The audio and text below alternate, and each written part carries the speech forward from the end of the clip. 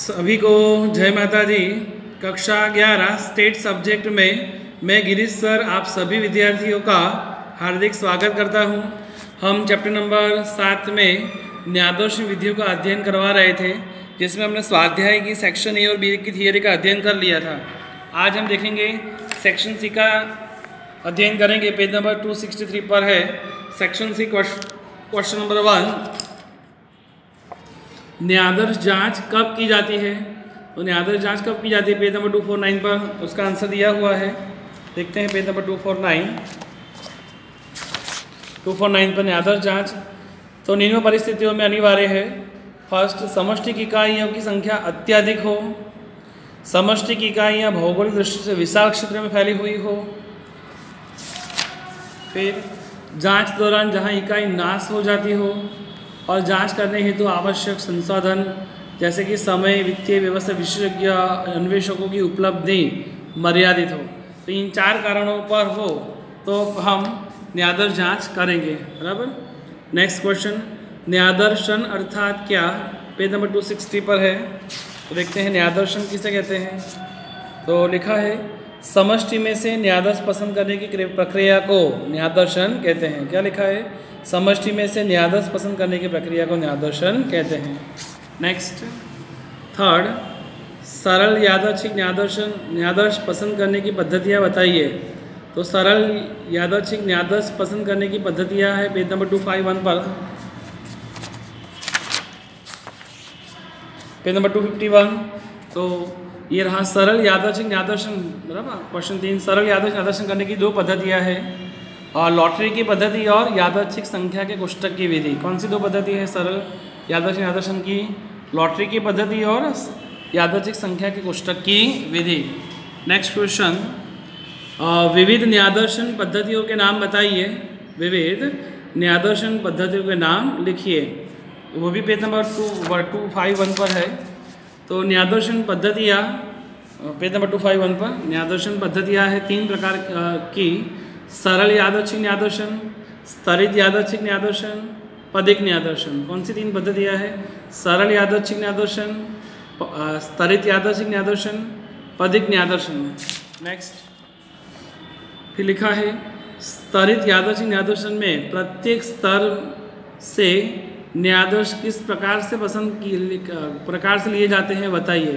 तो प्रत्येक स्तर में से स्तर के आकार के प्रमाणसर, किसके अनुसार?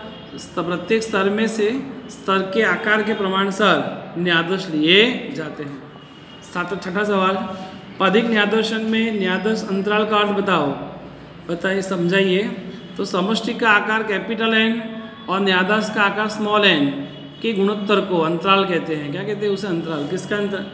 समष्टि का आकार कैपिटल N है और न्यायादर्श का आकार क्या है? स्मॉल n के गुणोत्तर जो होता है उसको अंतराल का अर्थ कहते हैं, न्यायादर्श अंतराल। नेक्स्ट, 7वां, स्तरीकरण की प्रक्रिया को समझाइए। स्तरीकरण की प्रक्रिया पेज नंबर 255 पर है। स्तरीकरण की प्रक्रिया किससे कहते हैं? 255 पर लिखा है, विषमांग समष्टि को लगभग समान कहा जा सके ऐसे विभागों में बांट दिया जाता है जिसे समष्टि की इकाइयाँ एक से अधिक विभागों में विभाजित ना हो। इस प्रक्रिया को स्तरीकरण कहते हैं। क्या कहते हैं उसे? स्तरीकरण कहते हैं। इस प्रत्येक विभाग को क्या कहते हैं? स्तर भी कहते हैं। लेकिन स्तरीकरण प्रक्रिया 255 पर है। स्तरित यादृच्छिक न्यायादर्शन में स्तर की परिभाषा दीजिए। तो अभी मैंने कहा स्तर, पेज नंबर 255 पर। जो स्तरीकरण की प्रक्रिया में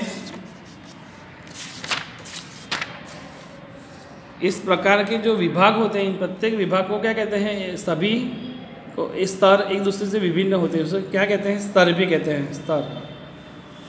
आगे माने ये सेक्शन सी की थियरी कंप्लीट हुई। अब सेक्शन डी देखते हैं।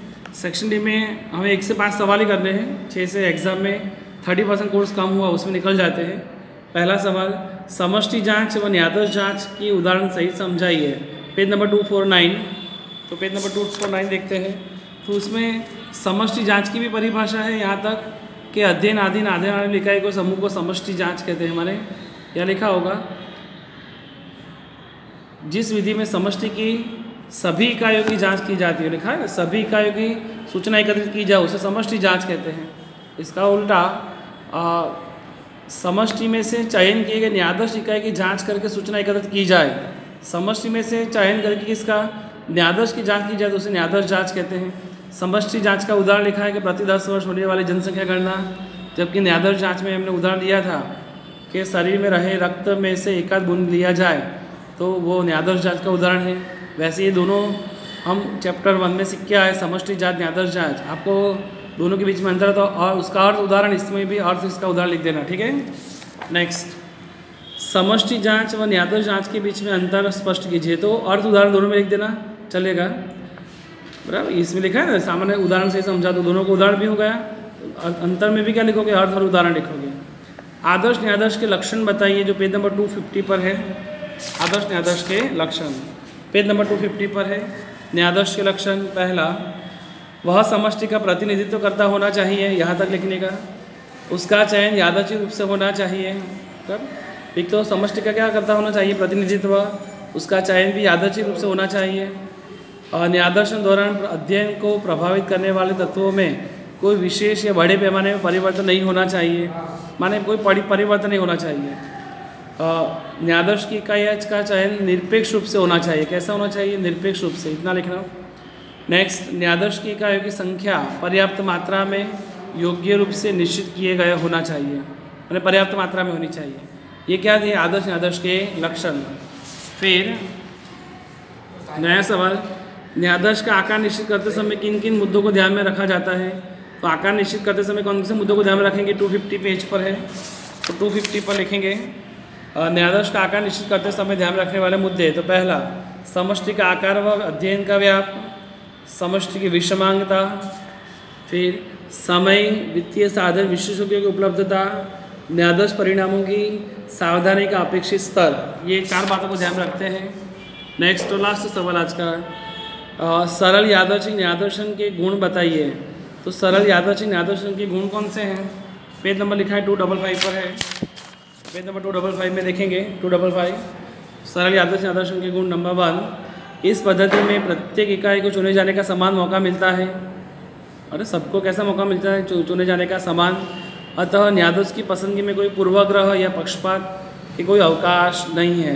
सेकेंड, यादृच्छिक न्यायाधीश समष्टि का योग्य प्रतिनिधित्व कर उसकी संभावना अधिक होती है। शॉर्टकट में लिखना, प्रतिनिधित्व कर उसकी संभावना अधिक होती है। नेक्स्ट, कम खर्च कम समय में समष्टि के लक्षण विषय विश्वसनीय सूचना प्राप्त की जाती है। कैसी सूचना मिलती है हमें, विश्वसनीय सूचना। पहले लिखोगे आप, प्रत्येक इकाई को चुने जाने का समान मौका मिलता है, प्रतिनिधित्व कर सकते हैं और विश्वसनीय सूचना प्राप्त की जाती है, इतना लिखना। बराबर। इसके बाद सेक्शन डी में कोई थियरी नहीं है। तो आज हमने देखा सेक्शन सी और सेक्शन डी की थियरी। तो सभी विद्यार्थी अपने फेयर नोट्स के अंदर सेक्शन सी की थियरी और सेक्शन डी की थियरी कंप्लीट करके लिखे। सभी विद्यार्थियों को जय माता जी।